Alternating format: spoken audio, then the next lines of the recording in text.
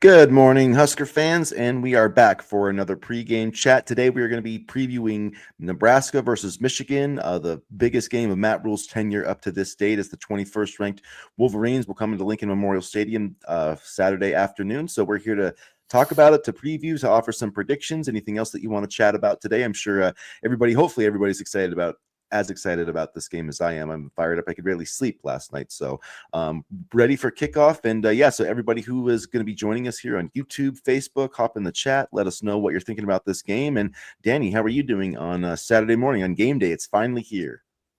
I'm doing well, and I have my fridge stocked, and I'm hoping to do some celebratory refreshments rather than depression refreshments because I've done depression refreshments way too many times over these past couple of years for games like this, and it's not fun in the morning. At least if I'm hungover tomorrow morning, I can wake up happy. Well, at least you're prepared. Hopefully, the Huskers are as prepared as you are for the potential scenarios in today's game. But yeah, I've been thinking about it. I thought about it all night. Thought about it. I've been thinking about this game just Yeah. constantly, and Yep. yeah, I'm excited for it. I feel like we're finally going to find out about this Nebraska team because I just don't feel like we've really learned very much about this team for the first three games. You know, Cincinnati. I still don't think Cincinnati was a great team, and I think they're going to prove out to be somewhat average. So I think this is Nebraska's first real chance to see how they stack up against like a legitimate program, and we'll finally see like where Matt Rule's program stands in year three because we've seen a lot of wins, we've heard a lot of talk, we've Nebraska fans have been talking a lot about how good this offense is, how good this defense is, but we need to really see it. And today's going to be our chance to see, has this team really taken that leap in year three under Matt Rule? So I'm excited. I think that they have, but I need to see it on the field. And today I think this is the opportunity for them to show that to everybody. And I feel like this is a very evenly balanced matchup, probably the most evenly balanced Michigan-Nebraska matchup in quite some time. And I do think the boys are ready. I do think they're ready to play. And I'm excited to see who really steps up in this game. So before we get into it further, if you guys haven't already, please hit the like button, hit the subscribe button, do us a big favor there. It doesn't cost you anything. Hit the subscribe button and you won't miss any of our future content. And get into the comments section if you're watching on YouTube or Facebook. Let us know your thoughts about this game. Good morning, Co. Good to see you again. Go Big Red. We also had James was on here as well. Forgot to mention that in the chat, but Go Big Red, James, thanks for joining us again. And thanks for anybody who's going to be watching on the replay. If you haven't already, hit the like button, hit the subscribe button. But yeah, guys, it's finally here. I've been waiting for this game. No more. The exciting thing, I guess, for me is the start of Big Ten play. No more of these cupcake games. I'm really sick of those. If you've followed the stream at all or this page at all, I hate these cupcake games. So I'm glad, we had Big Ten football last night. Iowa somehow scored 30 points, but it was against Rutgers, so we'll give it a pass. Still But not concerned, yeah. Mark Gronowski didn't look like the worst quarterback I've ever seen, but still not the the end all be all that Iowa fans are trying to make him out to be. Yeah, even a broken clock is right twice a day, right? But no, I think the Iowa game is still going to be exciting. Not to deviate too much here, but I'm not too worried about Mark Gronowski, and I made that very clear on here as well. So, I am excited for Bryce Underwood. I am excited for Bryce Underwood and how Nebraska is going to attack him. I think we are going to see a lot of running today from Bryce, and I think Nebraska has the athletes to try to contain him. And when I think of those athletes, I think of Vincent Shavers, Desan McCullough. I mean, maybe even Marquise Watson-Trent. I mean, we saw how well he did when he was with Georgia Southern and he played against Nebraska in a game that I have blacked out from my memory. I think that those are some of the guys that are really going to have to step up today. Yeah, I think they're slowing down Bryce is going to be key, especially in the running game. But I think stopping Justice Haynes and Michigan's ground attack, that might be even more important. I am interested to see how much they run Bryce in designed runs today. I think John Butler pointed out it was last week was like 2 designed runs. One was his own read, which got blown up. He made the wrong read and got hit for a couple yard loss. But there was another play where it was like a QB counter, and that went for a 22-yard touchdown. That's the kind of play that worries me because they set it up, and you've got then your halfback Justice Haynes kind of lead blocking, which he's pretty used to doing it because he played at Alabama, where Jalen Milroe was basically there. He was basically a fullback for Jalen Milroe. But what's dangerous about it is not even so much Bryce Underwood, but Max Bredesen. And I mentioned him the other day, but this dude is probably the best lead blocker in all of college football. Like if I had to have one dude for an ISO play, like if my life was on the line, I would call Max Bredesen in there because he just knows he's just a great blocker. And what this does is it really opens things up for him to see, the guy that he's supposed to block, because he's kind of pulling around. And so that's what opened that play up. And so I worry about them, doing that as well, with some designed runs and getting Bredesen. And basically Bredesen is a lead blocker for Bryce Underwood today. That I would worry about that a little bit, because if it's any single player, I would say any player in college football, I would take Max Bredesen against. Nothing against any Nebraska player, but he's just an exceptional blocker. So they're going to have to be rallying to the football for sure. But what I am interested also to see is how Michigan tries to attack Nebraska running the ball. Do they try to come out, and run a spread offense like Cincinnati did? They do have the ability to do that, but they also against Oklahoma showed, and they've done this quite a few times. It wouldn't surprise me if the first play of the game they come out with 6 offensive linemen and 2 or 3 tight ends. Like that's kind of in their DNA. But I don't know, that might that might favor Nebraska a little bit to allow them to load the box. So yeah, I'm just really interested to see that kind of chess match between Chip Lindsey, the Nebraska offensive coordinator, and John Butler, and how they're going to match up formation wise and all that type of stuff. I'll be interested to see how John Butler disguises defensive formation, disguises defensive formations, and kind of changes looks, pre-snap. And I think he'll have to come up with some kind of ways to bring multiple looks, maybe even show a blitz, or try to get Bryce Underwood off his game through the air. So I'm excited to see how that kind of plays out. I think it definitely has a hitting the nail on the head. I think that's something I'm going to be watching too, because if you go back and watch the Cincinnati game, and I'm not trying to dismiss the past 2 games, but if you watch that Cincinnati game, like Elijah Judy was getting his ass blown off the ball. Like the first play of the game, he got driven 8 yards off the ball. And I mean, I understand Cincinnati has a good offensive line, but Michigan's is probably better. So like he's going to have to step up, and he hasn't played as much the past few games. But I mean, it is concerning to me that we're sitting here year 3 of Matt Rule, and we don't have a single rotation player on the defensive line that's bigger than 300 pounds. I think that is concerning, particularly when you look at they haven't recruited the position that well. They don't have a single D-line commitment in this class. So, I mean, if Nebraska really wants to start taking the next level, like I think the defensive line might be something that's holding them back a little bit, and we'll see. I mean, maybe they are better than, I'm estimating. Like Riley Van Poppel needs to step up. I mean, Cade Petrizak's a big-time player. I expect to see him out there a lot today. Williams Noweri. Like those guys need to step up, and they need Cade Petrizak to be a dude because, like, frankly, there's just not a lot of dudes on this defensive line, at least from what we've seen through the first 3 games.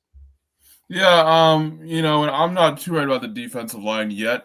I do think that they have had trouble stopping the run, but I do think in some situations, Nebraska tends to play down to the level of their opponent when they don't need to. So, I think a guy like Justice Haynes, like they've circled him. They know that they need to stop him, and I'm curious to see how they do it. Yeah, I think we'll see how the D-line holds up. I think if Nebraska loses this game, it's going to be because they lose in the trenches. Like if Nebraska loses, it's because they got beat on the offensive line and the defensive line. Like that's my thought at the end of the day. And that's what I am worried about. So we'll see. I do think that, the emotion of the game will help some. I think these guys being fired up, being at home. Like I definitely think if this game was in Ann Arbor, I think I would be picking Michigan to win this game. I think it's in Nebraska, which is a big reason. I think it truly is a toss-up. So I think the home field advantage will play into it. I think they'll be playing with their hair on fire, sort of like the Colorado game. So I'm hoping that extra emotion can help them hold up a little bit. I don't really believe a lot in that extra emotion stuff, but I do think early in the game it can help and can help set the tone. And if Nebraska can get a stop early, go get a touchdown, maybe get a stop, get a lead, then Michigan can't sit there and run, 3 yards up the middle all game long. And another thing with this offense is people are like so worried about, like, I want Nebraska to play ball control today. I want Michigan to have the ball as little as possible because I frankly just don't trust our defensive line to hold up. So if Nebraska has it for 36 minutes, 38 minutes, 40 minutes, I think every second Nebraska can hold on to the ball and keep it away from Michigan, I think is a good thing. I think Dog is barking, so I'll let you talk a little bit more. Okay. We got another comment here from Nebraska on YouTube. Go Big Red. It's game day. And yeah, it has been a long week waiting for this game, a long time. I mean, just years. I feel like Nebraska has been waiting for this game. In one sense, it has been 9 years in the making because Nebraska hasn't beaten a ranked opponent in 9 years, 25 straight losses. So, thanks for the comment, Stephen from YouTube. Why do you think the Michigan coach chose to sit this one out? I'm not really sure, to be honest with you. I think at the end of the day, it came down to if you know Sharon Moore, he actually was an Oklahoma alum. So he played, so he played for like Bob Stoops and like their one of their national championship teams. So for him, it was really important to be able to go back and coach against his alma mater. And so I think that's why they did. I don't believe it was a shot at Nebraska at all. In fact, like last week, so Sharon Moore was able to work with the team up until 12:01, basically midnight last Friday night before the game. And it's been it wasn't reported, but basically like the insiders around the team, the Sean Callahans of the Michigan side of it, basically said he spent a lot of his time prepping for Nebraska. Even though they were playing Central Michigan last week, they spent a lot of their time in Nebraska. So like I don't think they meant it as a shot or a slight in any way. I think it was just he wanted to be there for that Oklahoma game. And in a lot of ways, you could argue that missing this game is a bigger punishment because I do think this would be a more damaging loss to Michigan than losing that Oklahoma game. I agree. And I do wonder how, Nebraska is going to play this game, how much we'll see of the running backs. And I'm looking for Corey Barney to have a really big game today. He's had a really, couple big games this season. I remember Akron was a big game for him, and I think he brings that explosive playmaking ability that Nebraska will need. So yeah, James, if Nebraska can stop their passing and make them go one-dimensional, I think they want to stop the run and make them try to be more one-dimensional with the pass. And that's what Oklahoma was able to do.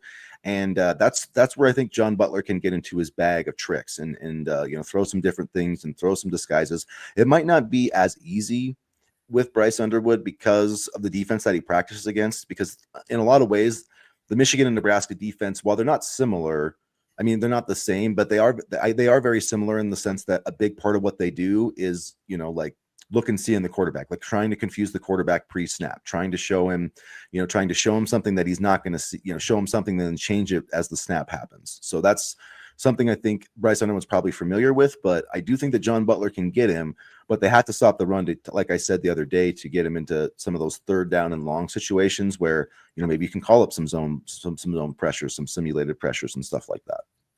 And I do like Nebraska, how Nebraska matches up in the secondary here. So I would honestly prefer if, they do make them go one-dimensional and go to the pass. I know a lot of Big Ten teams, that's not the case, but I like where Nebraska sits in the secondary. Yeah, I think I would say that Nebraska has the edge in the cornerback wide receiver matchup. Where I'm concerned about and where I think Nebraska needs to be careful is the tight ends. Michigan has two really good tight ends, Marlon Klein, and then also another guy, Hogan Hansen, who hasn't played a ton because he's been hurt, but he played last week. And if any Nebraska fans watched the film of the Central Michigan game, he had like a 30-yard jump ball where like he had two guys on him and Bryce Underwood just threw it up and he went up and got it. It's obviously going to be more difficult to make those plays against Nebraska, but he's a 6'5" guy with great hands. And so I would keep an eye on those two guys specifically, not just the wide receivers. Donovan McCulley is dangerous.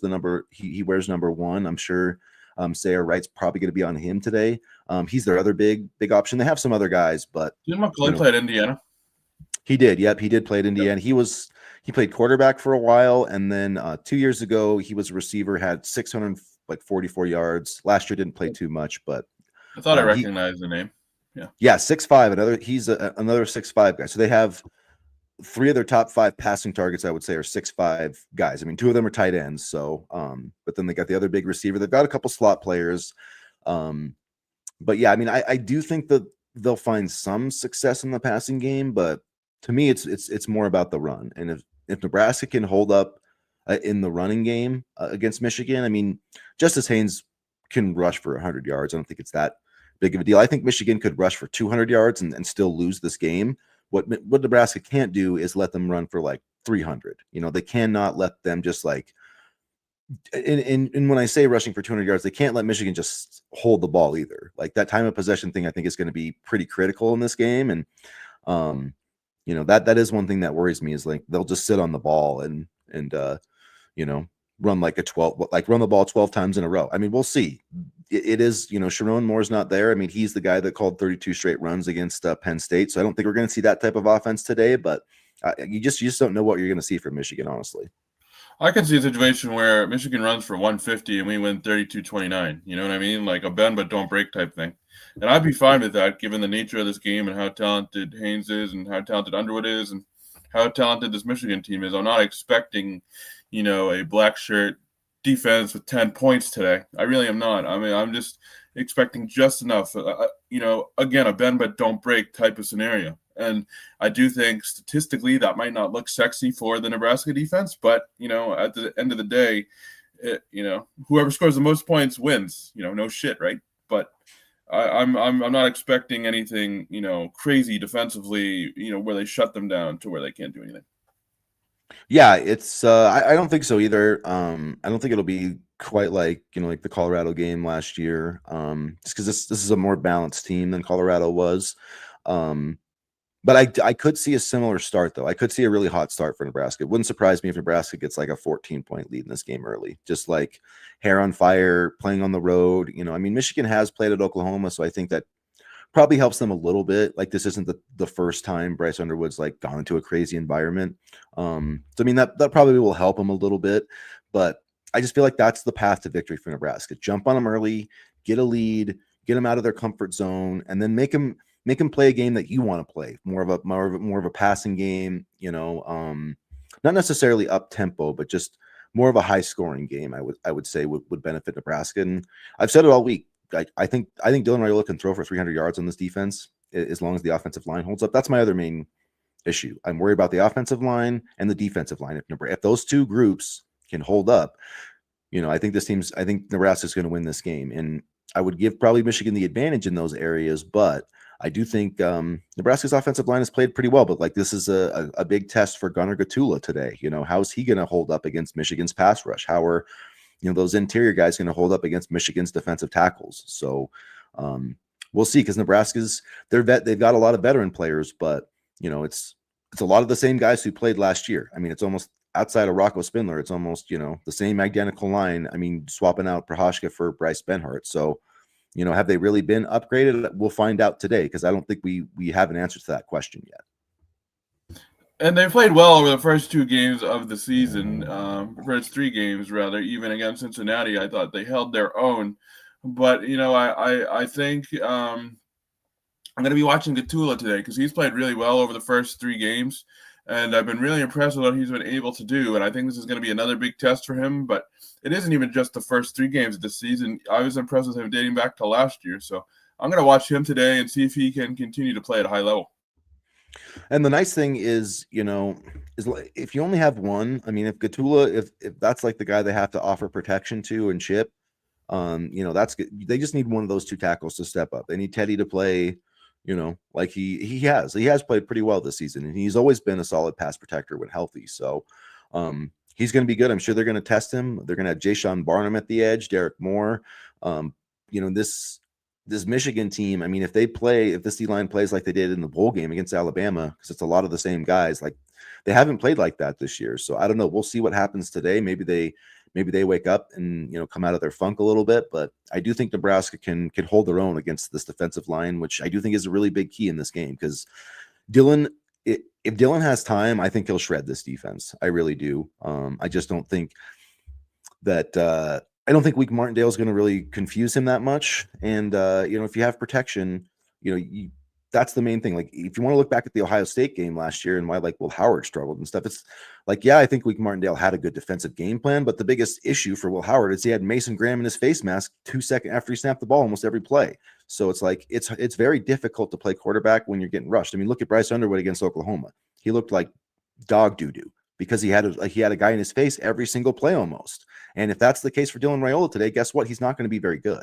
But if he's got time, he'll throw for 300 yards today, and he'll hit Ja'Cory Barney for a big play, and Nebraska will win this game.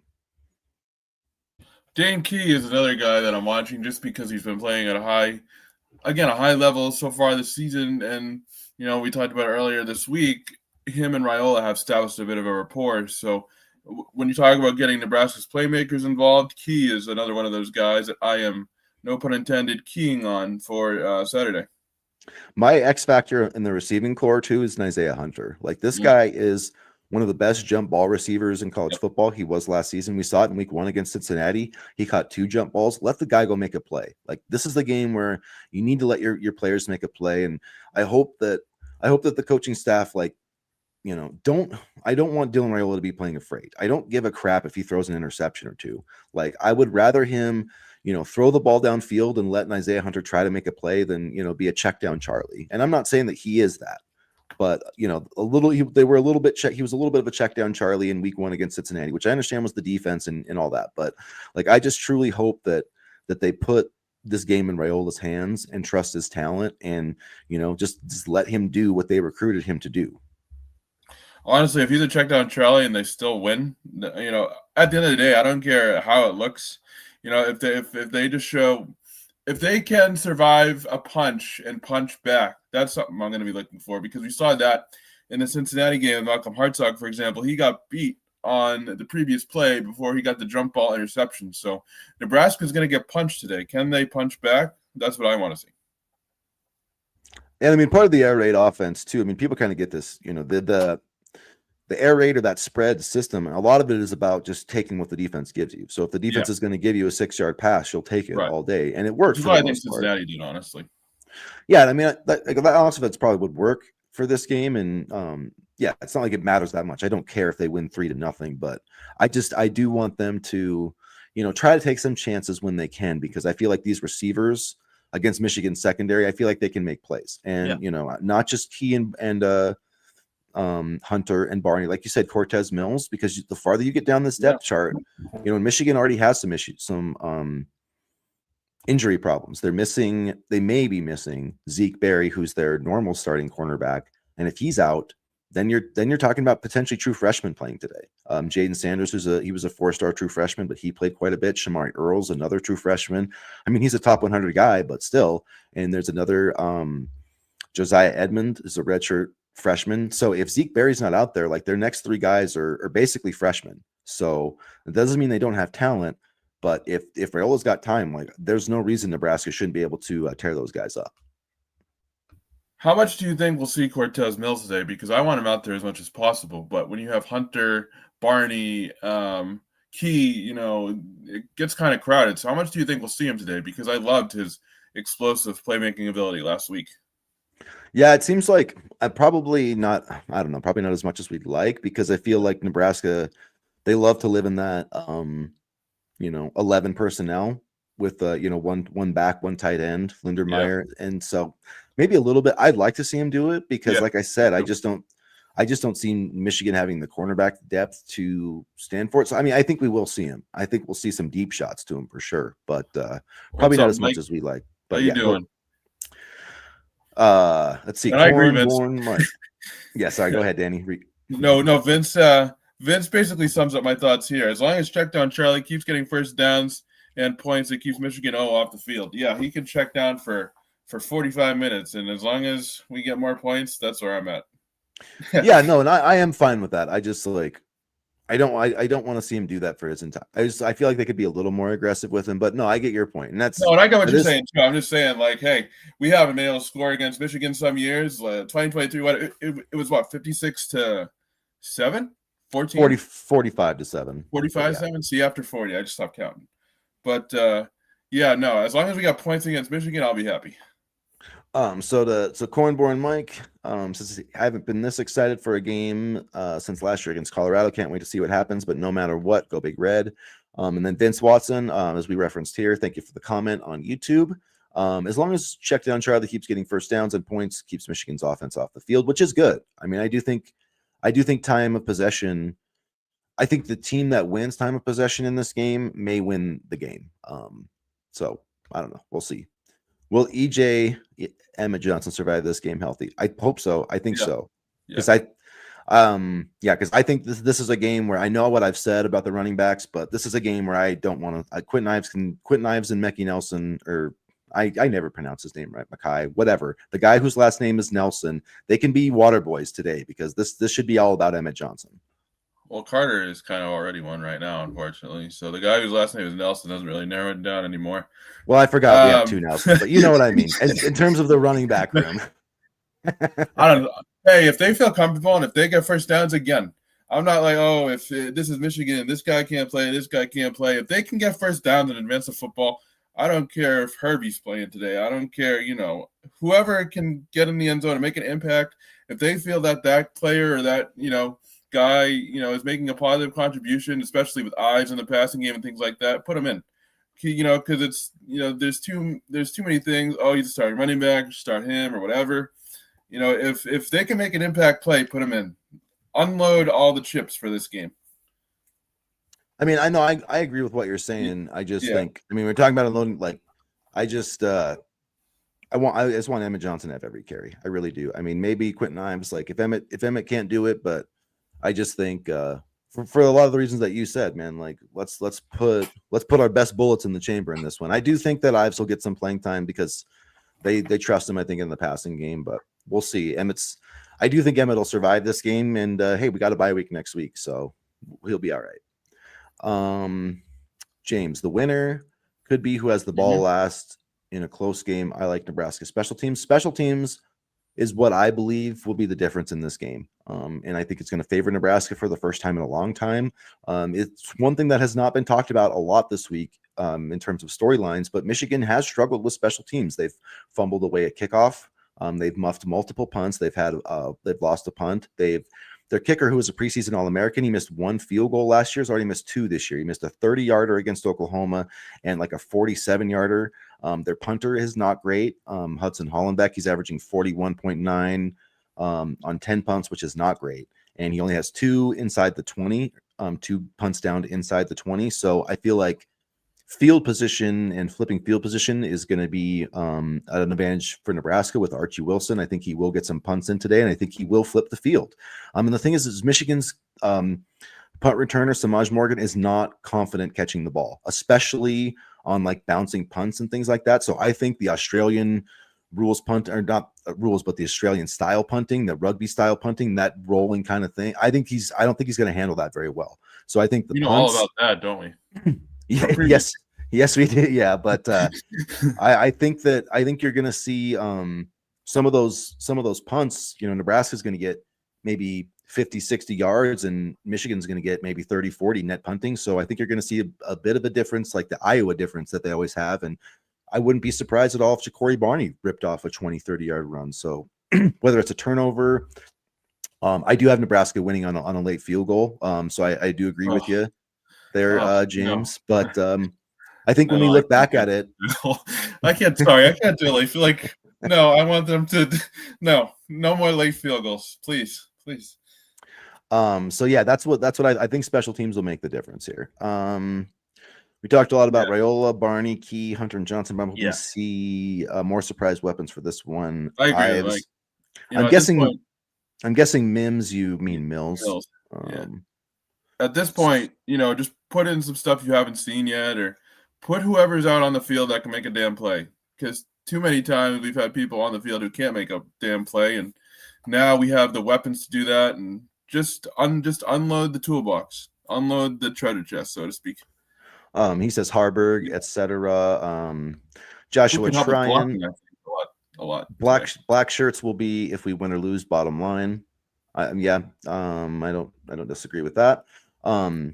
So I shouldn't see the field. Who is Mims? You mean? I think he was meaning Mills. But yeah, I agree with you, Co. I don't really want to see a backup running back out there today. I want this to be like the Cincinnati game. Like, let's just keep the ball.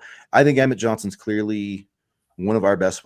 I mean, after Raiola, he might be the second best player on our offense. I mean, Dane Key's right there.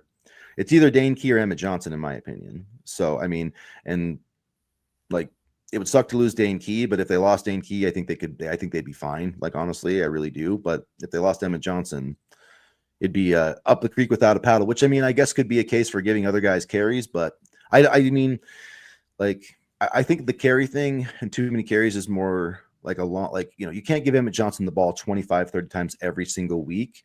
But in select moments, you do have to. And I think this is one of those games where he gets 25, 30 carries. I hope Quentin Ives scores 2 touchdowns today to prove everybody wrong. That's what I hope. Maybe he will. I mean, I hope. And honestly, I don't care how he would get those, passing or receiving or rushing. But I did like what he did in the passing game last week. So maybe we'll see him. I don't know. It's going to be interesting to see how they use him. Yeah, I mean, he led the team in total yards last week. Yeah. So, but that was against the JV Sisters Mary of the Poor, Houston Christian. But anyway, he plays on the schedule, I know. I'm just saying. But maybe they have struggled running in the red zone. So I don't know. Maybe Ives would help down there, and he is a good pass protector. So I think we'll see him a little bit, but I think that's probably why. I mean, maybe we'll see Nelson, but if we don't see Nelson, I think it's because they just don't trust him in pass protection quite yet. Cornborn Mike, the D line is going to have their hands full as Michigan's O line is huge and powerful. I mean, it is, but this isn't 2023 Michigan or 2022 Michigan, like their offensive line. This isn't 2023 Michigan was so damn good offensive line. Yeah, 2022 was even better, but yeah, I mean, they don't have multiple All-Americans on this offensive line. They don't have multiple All Big Ten first teamers on this offensive line either. So, I mean, frankly, I don't know if they have a single first team All Big Ten guy on this offensive line. So it is a good offensive line. I mean but it's not what it was. So I think if Nebraska's D line can step up, I think they have a better chance of making that like kind of a 50-50 battle. Our high school running back could have got those some yards last week as Ives. I mean, probably true. Houston Christian really was. They just felt like they just really weren't up to the level of snuff, in my opinion. But even though they beat Akron they beat Akron by more, it's like Houston Christian felt like a drop below. But I mean, it is what it is. Everybody's doing it. It's not like Nebraska's the only one who. Let me look at Indiana's schedule. Their preseason schedule. I mean, did they play Indiana State?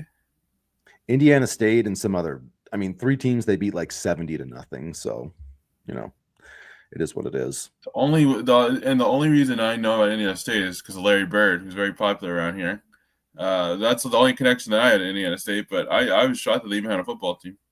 The Sycamores, yeah, they haven't. They're not a strong FCS program, so they've been okay, but yeah, I'm glad that we got Big Ten football. Of course, not every conference is starting today because some of them only still play 8 games like weaklings. But anyway. Yeah, I'm glad the SEC's finally seen the light and is going to start playing a 9-game schedule. I think next year, right? I think next year. Yep. So that'll be good. There are some interesting games today. I mean, Oregon's playing Oregon State. Not that I'm going to be watching any other ones, but after the game, I'll watch Illinois and Indiana. We'll see though. I'll be watching Miami and Florida. That's going to be a good one. Yeah, that's going to be a good one. I don't know why that was the College Game Day pick, though. That was such a crappy ass pick for College Game Day. Like, I don't know why either. We should have bet College Game Day, honestly. Or Illinois and Indiana. I mean, there's multiple games that I felt should have been. Yeah. I mean, Florida's already lost twice. Like, I get Miami's really good, and it's kind of a fun rivalry, but like, I don't know. Screw Florida. What have they done to deserve to be on College Game Day? Like, Nothing. That's just So I mean. Nothing.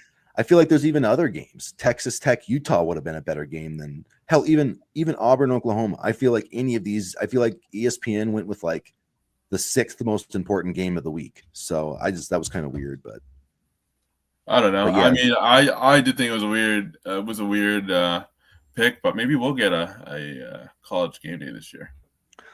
The USC game would be our chance if we can win this game, and if they can keep rolling, then I think that might be our chance to get it. Or at least I was thinking on the road in Happy Valley too, maybe.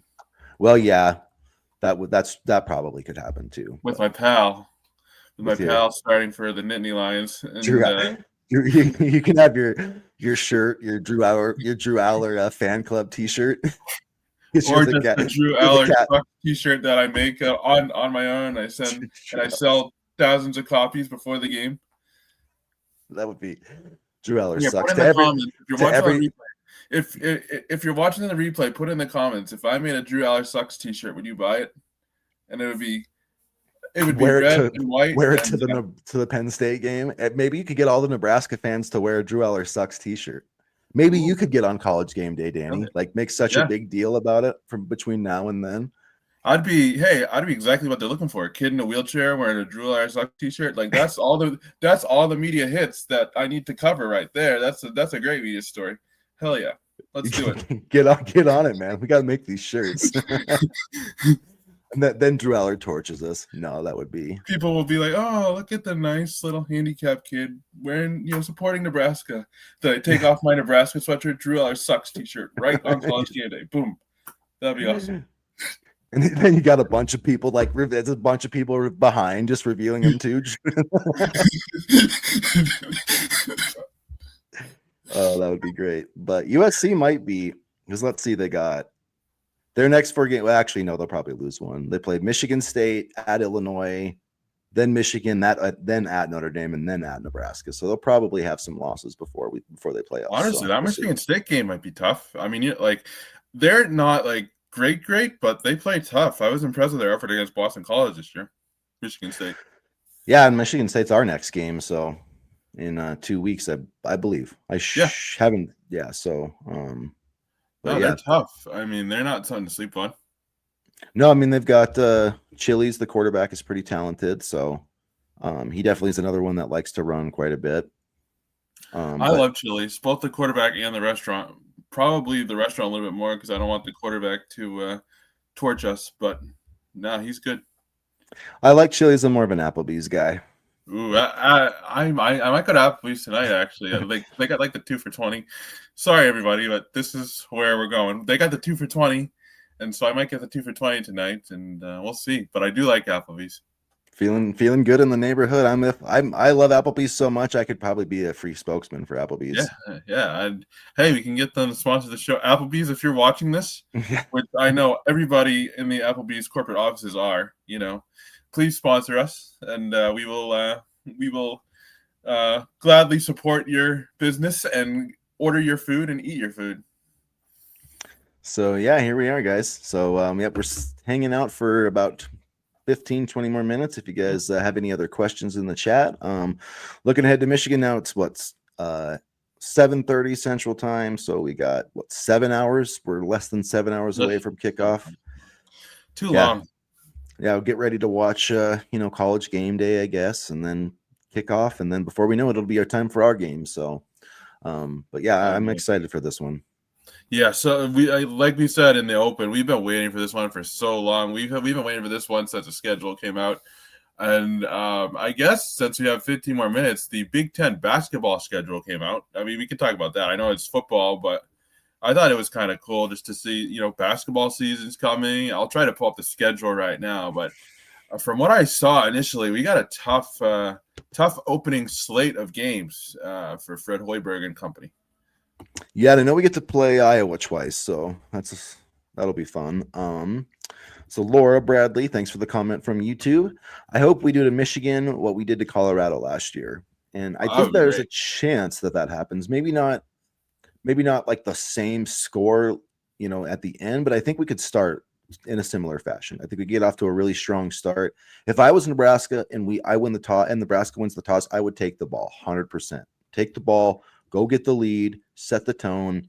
Plus, I mean, I understand, I do like the deferring to the second half. I like having the ball in the second half, but I just feel like this is a game where Nebraska needs to set the tone early. Yeah, I agree, but I also wouldn't mind deferring to second half because doesn't deferring give you hypothetically an extra possession at the end of the game?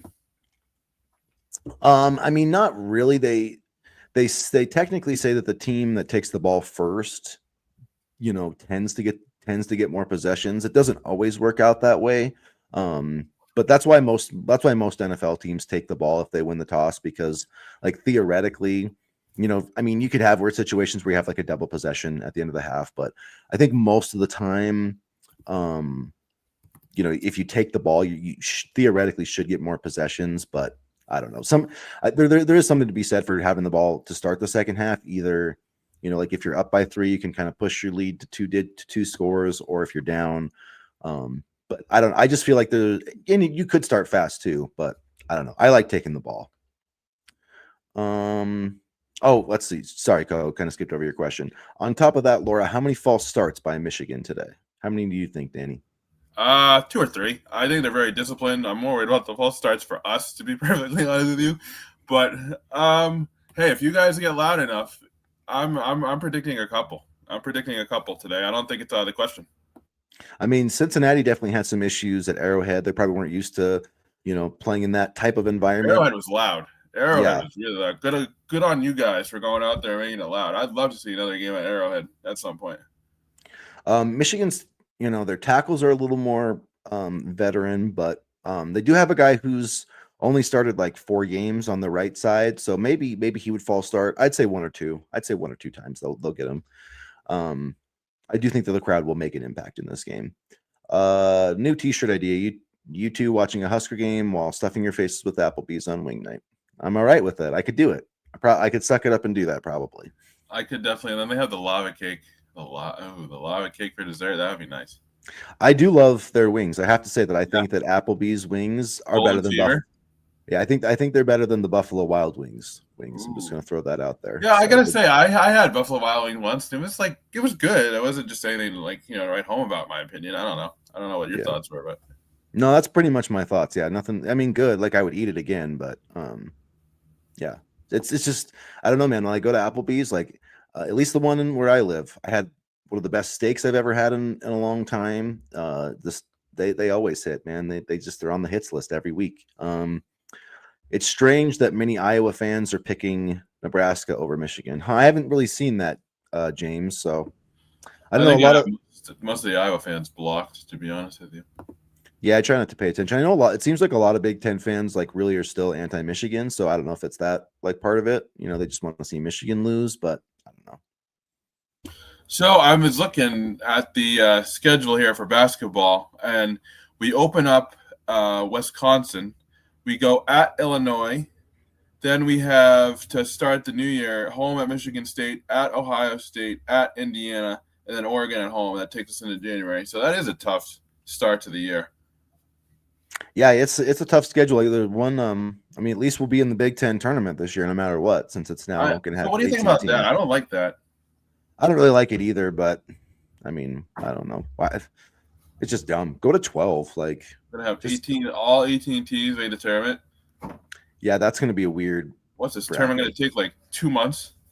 Yeah, I don't know. The first day is gonna be you have to play 6 games on the first. I'm not sure how they're gonna do that. They'll probably give the top 8 teams by. I don't know how they're gonna do that. Honestly, I'm not sure how they're gonna pull that off.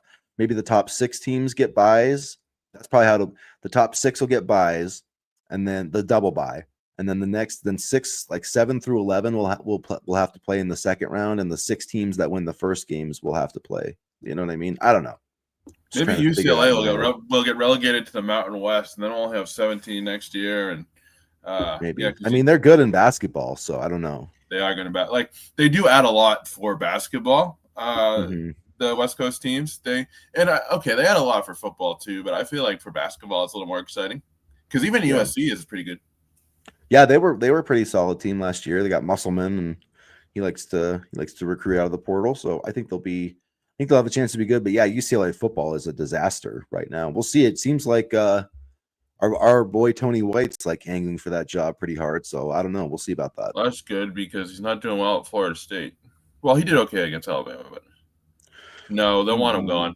Rico, if Rule misses the playoff this year and next, will Husker fans be satisfied to keep him? They'll want him gone, and it'll be a mistake. I think it depends on the context. I think it's important because it's if they win 9 games this year and if they win 9 games each of the next 2 years and miss the playoff, then I still think there would be some consternation, but Husker fans may not be satisfied, but I don't think Troy Dannon would fire Matt Rule, but we'll see. I think where he gets in trouble is if they only win like 7 games this year, then I think that you'll hear a lot more. I saw a comment the other day that said Husker fans wouldn't be satisfied if Tom Brady was at quarterback, and I thought that summed it up pretty well. Yeah, maybe. I mean, it's just that's just college football fans in general, though. I feel like playing games. Okay, so technically, it wouldn't be 18 teams; it would just be the opportunity for 18 teams, and then whoever loses the playing games are out of the tournament. I'm guessing. Oh, okay. I mean, that would be okay. Am I guessing? Am I right on that, Vince? That's an interesting question. I think he's talking about this was referring to Rico, and his comment about I guess we can throw this out to the chat and see what you guys think. But what in your mind would put Matt Rule on the hot seat? Like after this year or next year, like what would it take for Matt Rule to be on the hot seat? And maybe it's not winning these games like this. I don't know. I feel like there's going to be. I feel like if he doesn't win today, it's going to be a lot of angry Nebraska fans. Like this is something that I worry about. Also interesting to see if Nebraska makes the playoffs this year and Penn State doesn't. Does James get fired and do they poach Rule? I mean, if Penn State doesn't make the playoff, then maybe. It'd be pretty damn disappointing if Matt Rule did this. I feel like that I would not have a problem calling him two-faced if he did that, because he's sitting there, I'm making this podcast to sell Nebraska and yada yada yada, and then if he went and left for Penn State, like that would be a pretty two-faced move. I don't think he would do that. No, because his family has a business here and stuff like that. And I saw your little jab at the podcast in there too, so that was good. What's that? And then you just you make the podcast, and then because I know a lot of fans don't like the podcast, but. The podcast. Yeah, I hate the podcast. I absolutely hate it. It's why is our head coach sitting there hawking beef jerky? I mean, come on. Like, it's just Mario Cristobal just did one on Friday. Well, that's fine, but still, it's just it. I mean, when you got Matt Rule up there with a promo code, I mean, that's something you and I should be doing. It's kind of like this guy. I'll roll off your lawn, Chris. You don't have to. I'll roll off your lawn and let you have your time. It's okay. I just think it's weird. I do. I think it's I think it's weird that I just think it's weird, and I don't care what he says this month. I don't think it matters in any way, shape, or form. I don't think it helps. The kid that he's talking about last week was already coming to Nebraska. Like, him doing a podcast made zero difference in that commitment. So like, he's just blowing smoke. I think it was just information, like for fans. Like, I think he knows that obviously they're already coming. I know, but he's sitting there being like, this is why I do this, because see, this is what I mean. It's just like, I don't know, man. Well, Chris, we have a segment of fans who like Facebook and Twitter, and the way we cover the team and follow the team is like, you'd be surprised how much people don't actually know. I know, but I just think Matt Rule could be doing better things than doing interviews with Dave Portnoy and Will Compton and yada yada yada. So I love the interview with Portnoy. I loved it because like Portnoy asked him some really tough questions and he took it on the chin. Yeah, I mean, I think it's fine, but yeah, to me it's cringe. So we'll see. But all I know is that, I mean, if they lose the game today, I guarantee you there's going to be pictures of him selling that beef jerky today, circulating on social media. It's just like, you'll be mentioning it. Come on now. Yeah, probably. Yeah, you'll be like, come on. You'll be mentioning it. I just don't. I mean, here's my thing. Okay, like from a brand perspective. So like, what if you lose this game this week? You're going to go on there and, I mean, it's just like, what are you doing? Like, maybe, like, in my opinion, like, I mean, at least Mario Cristobal's like had some success. I mean, I guess Matt Rule's had a little bit too, but like, I mean, it's just he turned around Temple. I mean, that's not anything to do either, but no, I mean, and yeah, he has, but I mean, like, since then, I mean, he wasn't good at Carolina, and he's 15-13 here. Like, I just, Mario I feel like there's a lot of Matt Rule. True, but I mean, he's beaten some ranked teams though. I mean, he was a good coach at Oregon. Like, let's not get it twisted. Yeah. He made like the championship game. And yeah, he choked in big games, but all right, let's get off this soapbox here. How strong, Big Corn Mike, which of our linebackers will have the best performance today? I feel like they're not making plays. I feel like this is a game where Vincent Shavers needs to have a big game. And I feel like on the question of which of our linebackers have had the best performance overall, I'm going to say Honestly, Deshaun McCullough. I've been really impressed with him. Yeah, just Deshaun McCullough they need somebody to step up in the pass rush. I mean, they've got 5 sacks in 3 games. It has not been good enough. So they need to step up today. But I think Shavers too with his blitzing ability. Watch out for that. And he's What's an the deal with athlete. McGahee? I think he's just behind a little bit. So let's see if he. This is back to our earlier question about the hot seat with Co. If he goes 8-4 this year and next, he's on the hot seat. I would agree with that. I would agree that he would be on the hot seat. Because then you'd be, you would have spent Dylan Raiola's prime years if you even had him going into his senior season. Going 8-4. So I see Raiola gone next week. Next year, you mean? I mean, yeah, next year, not next week. Not next week. No. You never know in today's day and age.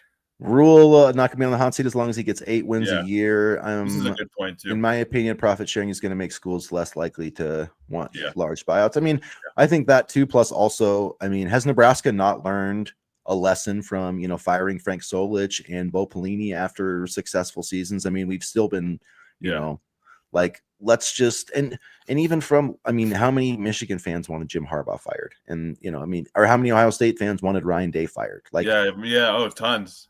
Which makes me wonder. I think Penn State has a legitimate gripe with James Franklin, but he has led them to success, especially with the post Joe Paterno and Sandusky, era. I mean, is it James Franklin's fault that Drew Aller's a choke job? I mean, sort of, I guess, because he recruited him, but I mean, like, no, Drew Allers also had success, and I hate to give this to him, but he's had success that Nebraska fans would want to dream of, So. I know. We like to kid. Many of the visitors are being recruited by Nebraska and Michigan. Yeah, I would agree with that. Big day on the recruiting trail. Kennedy Brown, the number 1 offensive tackle, some dynamic. That's what I'm saying. We got these. We got some big time receivers. Let's show them how we can sling the ball against Michigan, and then maybe they'll be more likely to come here. Let's see. What's the Big Ten? The Big Ten is trying to use Michigan to make Nebraska look good. If Michigan played Nebraska on a neutral field which they beat them by 20 points, I disagree with that. I don't agree with that either necessarily. I do think that as you said, Coach Moore wanted to be at the Oklahoma game because he was part of the team, and I think this is just how the schedule fell. Yeah, and I mean, Vegas clearly sees Michigan as a better team than Nebraska because Michigan's a 2.5 point favorite, which some of that's based on the betting lines, but it was 3.5, and then usually the home team gets a 3-point edge. So I mean, Vegas does see Michigan as about a touchdown better than Nebraska on a neutral field, but I'm not sure if I really truly buy that. We'll see. The line play is where we're going to decide it, because if Nebraska's lines, offensive and defensive lines, if they can stand up against Michigan, they can stand up against pretty much anybody. And that's my question mark about this team. I don't really have questions about the corners or the receivers or the corner or the quarterback. It's about the D line and the offensive line. And if those 2 units play well today, I think that's going to be a very good sign, not just for this game, but for the rest of the season. And I agree with this too. It's an entirely different medium. I mean, T.O., I do remember, listening to T.O. interviews through YouTube and stuff like that. I was like 3 when he was doing these, but he did do them every week. And, it's just about having a different medium to broadcast these interviews on. And it only looks maybe a little bit worse because he's more visible. Yeah. I mean, I agree. It's like that's probably not a huge time crunch. I still think it's different. I do think it's different than him going on a show than hosting the show. Like you going and doing, like you showing up and doing it, like me being interviewed. That takes I don't have to really prepare for that. Like the people that think that Matt Rule is just like showing up for an hour and doing that, like there's no way, dude. They're going to different locations. They're walking interviews. Like people are writing him scripts, and I guarantee you, knowing that, I don't think that Matt Rule is just like reading what other people are telling him. Like, so I do think that there's a little more time that goes into this than people think. It's not just like showing up and, hey, I'll take it. So, I mean, I get what you're saying, and I don't think it's that big of a deal. I just think it's weird, and I don't think it helps Nebraska. I mean, do you think there was a ton of preparation for Portnoy? My guess is probably not.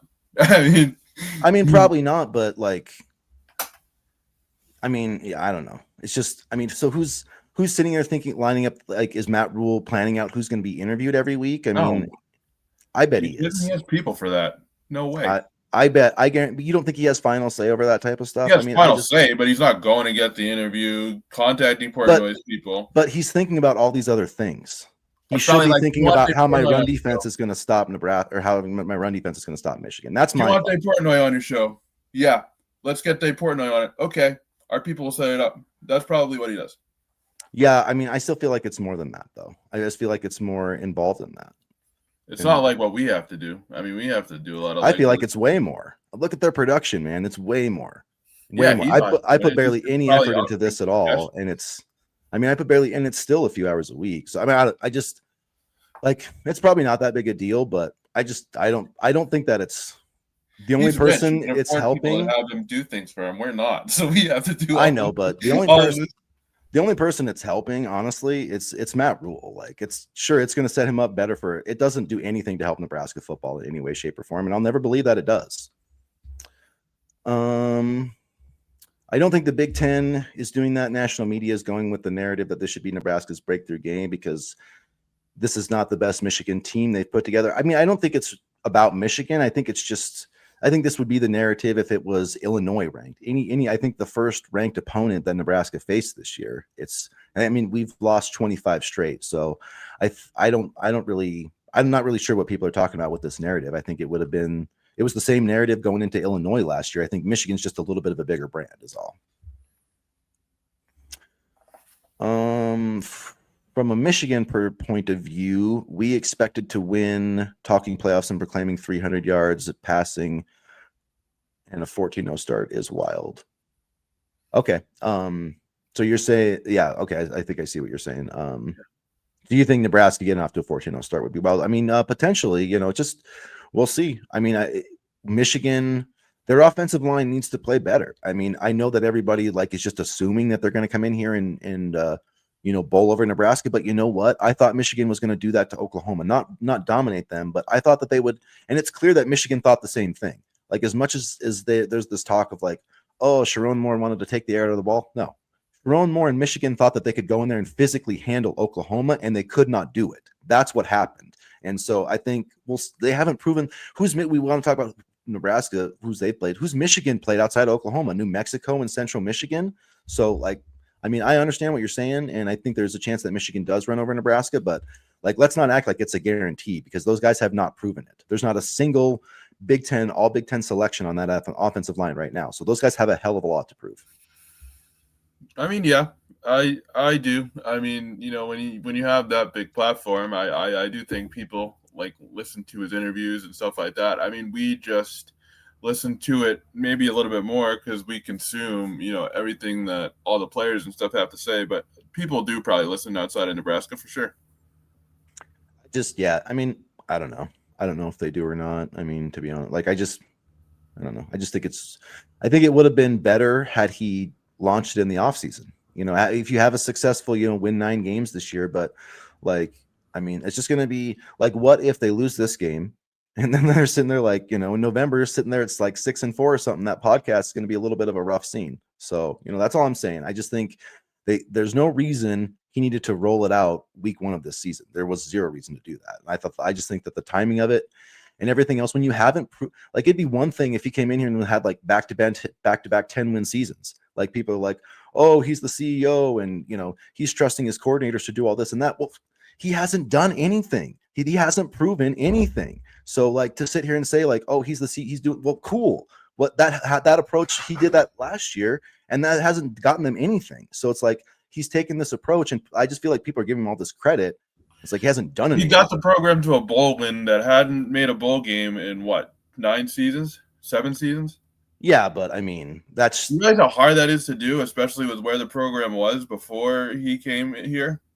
I mean, at Nebraska, no, that's big. I mean, with the resources this program has, any coach worth his salt should get this team to a bowl game every year. And frankly, the fact that he didn't in year 1 is still a disappointment to me. And I feel like it has nothing to do with the coaches and the resources. It has everything to do with the people leading the athletic department.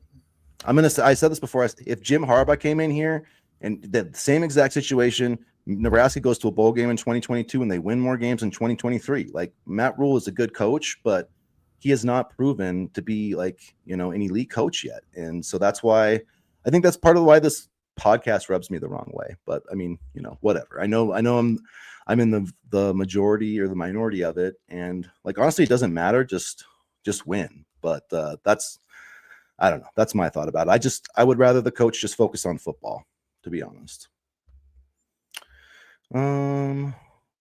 This Michigan team is talented. It just comes down to the offensive line. I mean, they are very talented. There's no question that Michigan's the more talented team, in my opinion. So, I mean, I do think they have more talent than Nebraska. I mean, just look at the blue chip perspective. I mean, they've got a lot more blue chip recruits than Nebraska. So, I definitely agree with that point. Yeah, I mean, I mean, I get it, the new CEO, but like, let's be good at being a head coach first. Is my point. How true is the rumor Nebraska has $84 million? I really don't know about that one. In terms of their NIL, yeah. So I don't know, James. I know they have quite a bit of NIL money that more than they've had. So, so we'll see. I don't think it's going to be a huge issue going forward. I mean, I do think there's a fiscal once the fiscal year ends, those numbers do come out. So I definitely will take a look. The Oracle, how the standards have fallen. Yeah, I mean they have compared to what they were, but I do think Nebraska can get back there to some level. Maybe not national championship, but some level.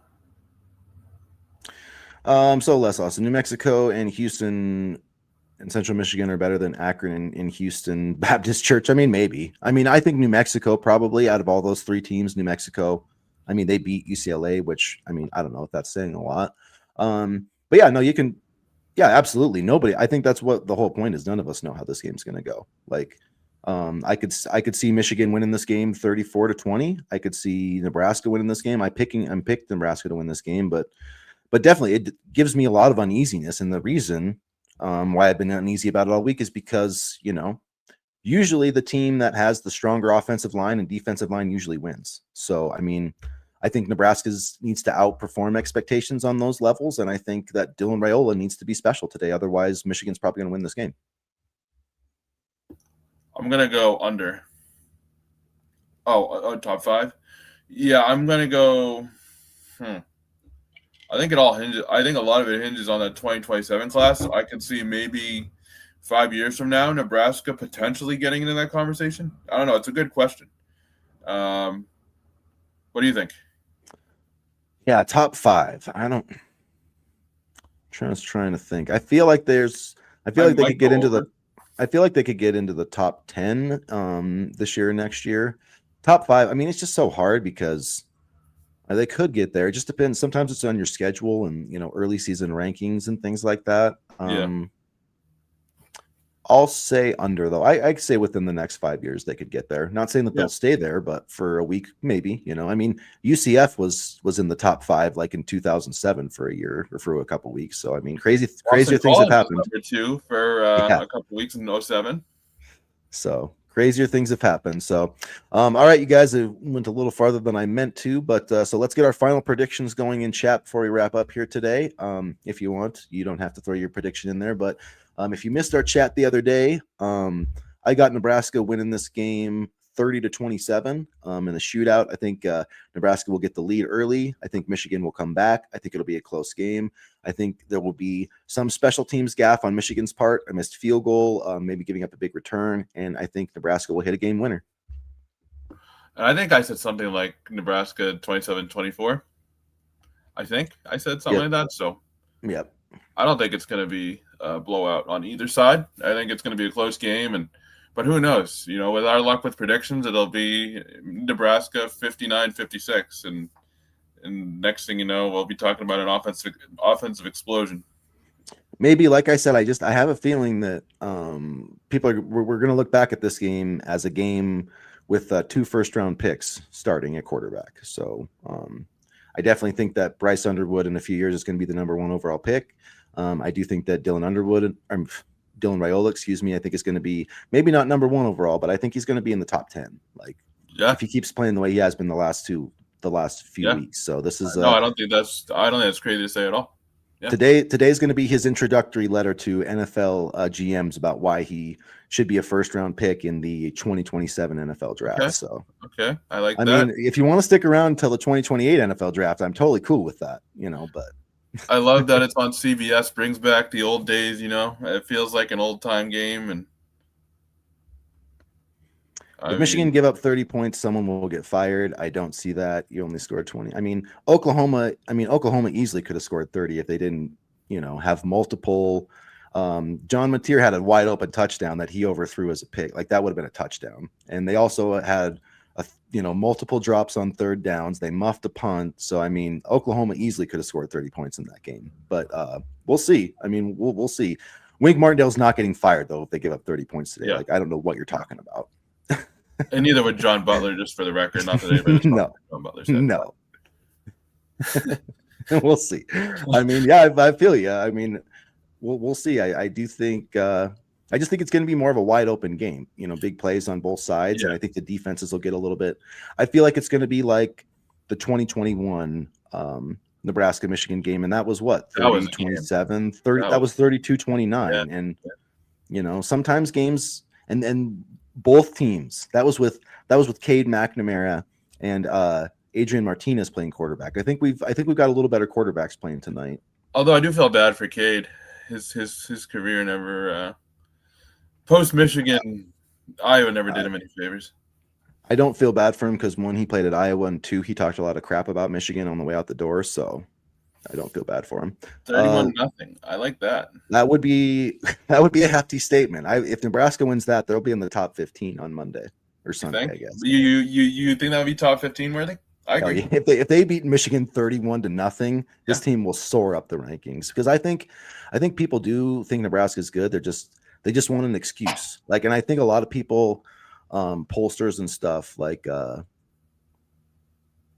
I think that they just don't trust it, Yeah. Well, Les says you're doing drugs, Laura. We'll see, man. We'll see. Sometimes you think crazy things and it ends up happening. So you never know. We can make fun of Laura all we want, but anyway. But if it comes back 31-0, I'm going to be asking Laura for some other predictions, on the stock market and whatnot. Yeah. No, I would be ecstatic. If I don't have to stress about this game, which I know I will, then I'll be happy. But that's the thing, is I'll stress even if it's like, I don't stop stressing until it's like 40-0. We are, and we're gonna do a better job of putting our handles maybe in our thing. But I'll type mine in the chat. Yeah, mine's at Husker BR, I believe. Husker Big Red, but BR. So and mine is, let's see. Oh, here we go. I got it. Because I changed mine. Oh, okay. I didn't realize you changed yours. Yeah, no, I'm really looking forward to this game. And and while we're putting that information, once again, if you're watching on the replay and if you haven't already, please hit the like button, hit the subscribe button so you can not miss any of our Saturday morning chats or any of our other videos. We'll have some other content as well about this game, our fallout. And so make sure you hit the like button, hit the subscribe button, turn those notifications on. And as always, go Big Red. Go Big Red. All right. Good luck, everybody. Good luck, Nebraska. And hopefully, hopefully we see a lot of balloons out there today. I hope so. So, all right. Thanks for everybody. Have a good day.